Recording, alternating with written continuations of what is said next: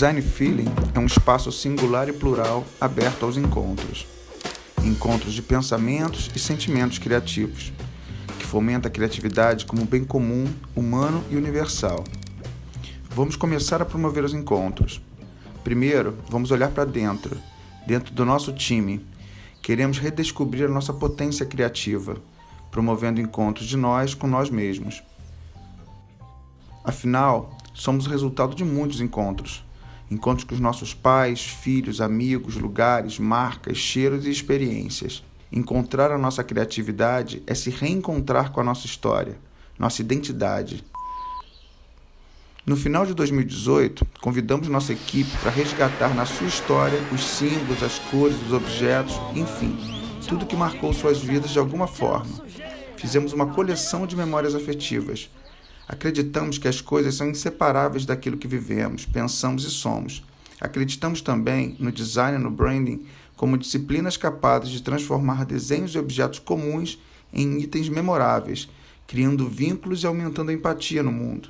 Agora, em 2020, mais do que nunca, precisamos nos reencontrar com nossa origem para desenhar um novo contexto.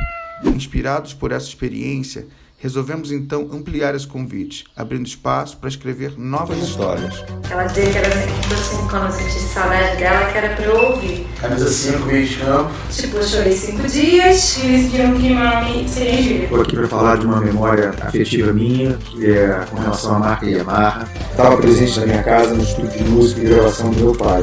Foi muito divertido de fazer. Afinal, toda história merece ser contada e toda memória merece ser sentida e compartilhada. Bom, então deixa eu me apresentar. Vou começar voltando para casa. Meu primeiro endereço, meu lugar de origem, Rua São Benedito, 1223. Com o tempo, a gente cria intimidade com o espaço e significa cada pedacinho. E encontra no módulo, na parte, a casa dentro da casa. Falar de casa também é falar da escola, e novamente surgem os padrões, os uniformes.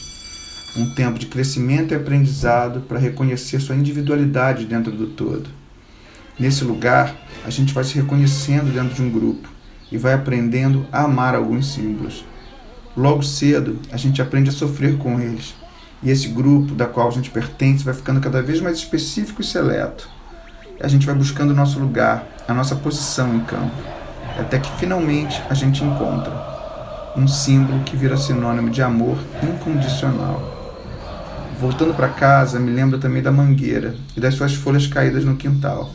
Talvez um dos primeiros brinquedos que imaginei. Como tudo está conectado com tudo, outras bandeiras me vêm à cabeça. Mas na minha bandeira, definitivamente, tinha outras cores, outras melodias e outros enredos que batem forte até hoje. Tão forte que o profano vira religião. Logo, vem minha primeira imagem de fé. Uma santa, uma mulher, uma negra e o seu manto azul. Nossa Senhora Aparecida.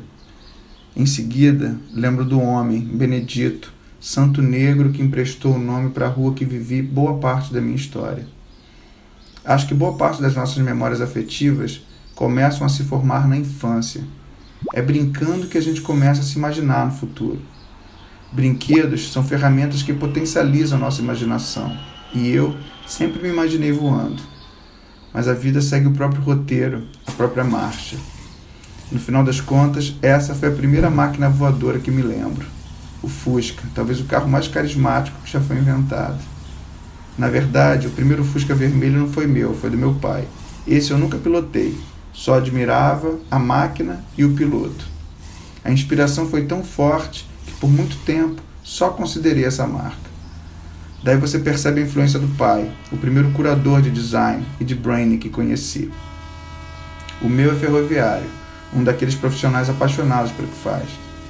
E quando essa nossa paixão encontra as demandas do mundo, esse é o nosso lugar. O dele era conduzir locomotivas a diesel. Imagino que era a experiência de visitar o escritório do pai. Mas com o tempo a gente percebe outras habilidades e outros prazeres. A gente aprende que a vida não é só feita de trabalho. Baralho de cartas, jogo de buraco, terapia disfarçada de entretenimento. Nesse jogo tão brasileiro, reinava um copo americano. E nele só entrava uma marca que durante muito tempo foi sinônimo de categoria para mim.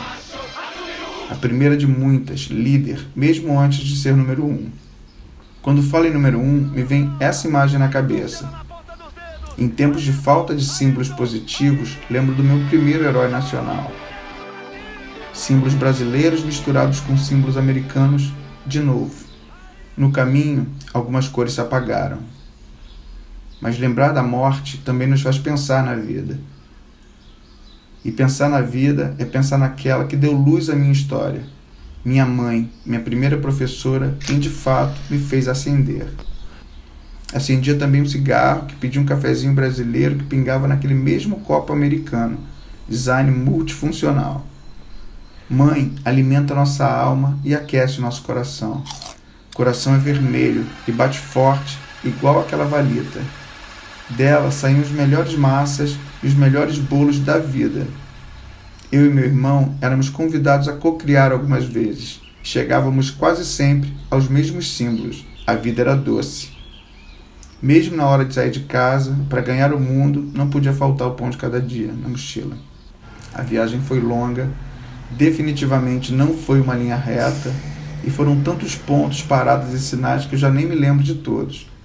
Mas a cada viagem, uma história para ouvir, aprender e principalmente se inspirar. Cheguei na UFRJ carregando os planos, os projetos e as ideias nessa pastinha vermelha formato A2, nada discreta como o Fusca e a batedeira valeta. Lá percebi que não bastava só talento. Embora o curso de design fosse ministrado pela Escola de Belas Artes, design requer técnica e disciplina. O encontro entre sentimento criativo e pensamento projetual. E em busca desse equilíbrio, a gente vai procurando o ponto certo. E quando a gente finalmente encontra, já está na hora de mudar de ferramenta. De novo. Vamos sendo desafiados a evoluir o tempo inteiro, a armazenar conhecimento infinitamente. E a gente aprende que o mais importante é manter um olhar atento para tudo que está à nossa volta e, acima de tudo, criar um ponto de vista único e proprietário. Porque o que a gente quer, desde o início, é imprimir nossa marca no mundo. Da primeira marca que fiz, em parceria com meu irmão de faculdade, até a marca que represento hoje, tive a oportunidade de moldar e ser moldado por muitas outras. Marcas se manifestam em produtos, serviços, símbolos e valores. Mas, acima de tudo, marcas são plataformas de conexão entre pessoas. A gente nasce amando aquelas que estão perto de nós. Outras a gente aprende a amar com o tempo e com o convívio. E o tempo passa muito rápido.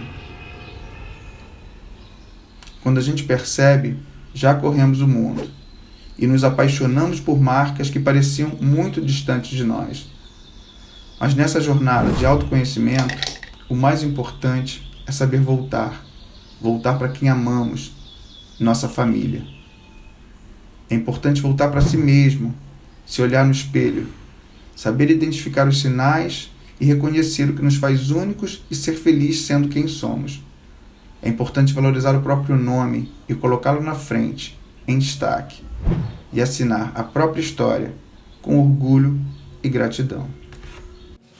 Bom, esse sou eu, contei um pouquinho da minha história, me apresentei um pouco melhor e agora também queria conhecê-los, né? Nosso convite aqui no Design Feeling é para o encontro, então queria encontrá-los também.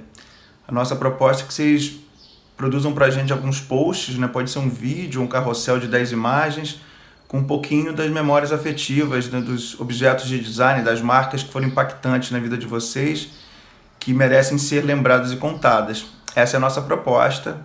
Então fica aberto o convite, espero vocês aqui e a gente se encontra no Design Feeling logo logo. Grande abraço.